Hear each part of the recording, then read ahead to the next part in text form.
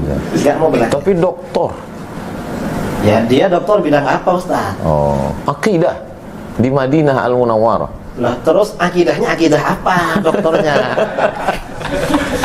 Masya Allah. Jazakumullah. Jamaah yang dimuliakan Allah dimanapun berada, sangat menarik. Kiai, apa yang mesti dilakukan seorang ustadz ulama untuk meluruskan akidah umat? Saya kira memang pada zaman sekarang ini para asatid, para ulama, para kiai, para habaib itu memang harus gigih menjelaskan akidah Ahlus Sunnah wal Jamaah. Kemudian juga meluruskan syubhat-syubhat orang-orang yang menyimpang dari Ahlus Sunnah wal Jamaah. Termasuk tadi yang berkeyakinan Tuhan bersemayam di arasy, lalu pukul 3 pagi turun ke langit pertama. Nah, biasanya semua akidah yang menyimpang itu tidak rasional. Karena kalau salafi ini dikejar, Tuhan ini turun pukul 3 pagi. Itu pukul 3 pagi ikut waktu daerah mana?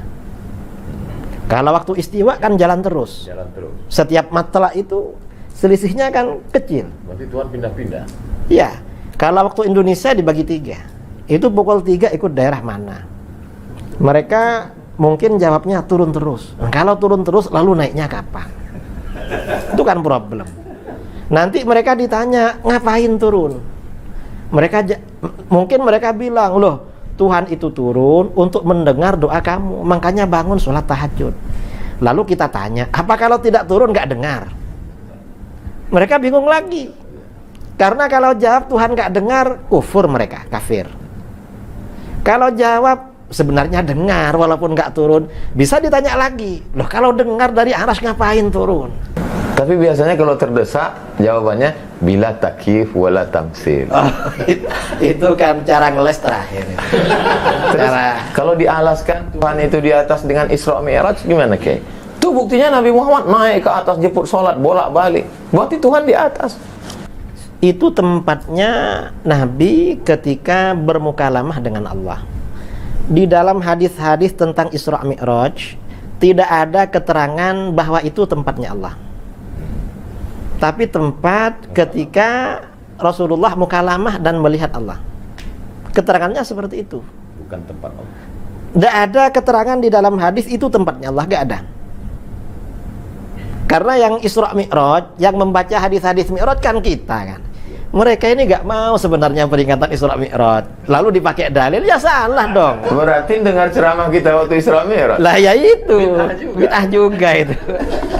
Dialaskan lagi doa, Kiai. Buktinya kalau doa itu nunjuk Allah di atas. Kalau Allah di bawah pasti doanya gini. Kata para ulama, atas itu qiblatud doa, sama dengan Ka'bah itu qiblatus shalah.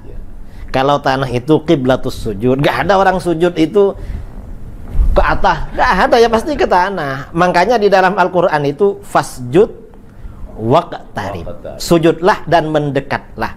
Kalau ini tidak ditakwil, ini bahaya. Karena berarti Allah ada di bawahnya karpet ini. Berarti Wahabi ini kalau mau pakai otak sedikit aja ya.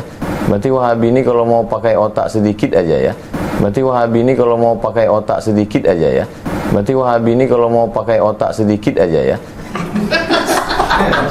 Sebenarnya kalau dipakai sedikit itu lumayan.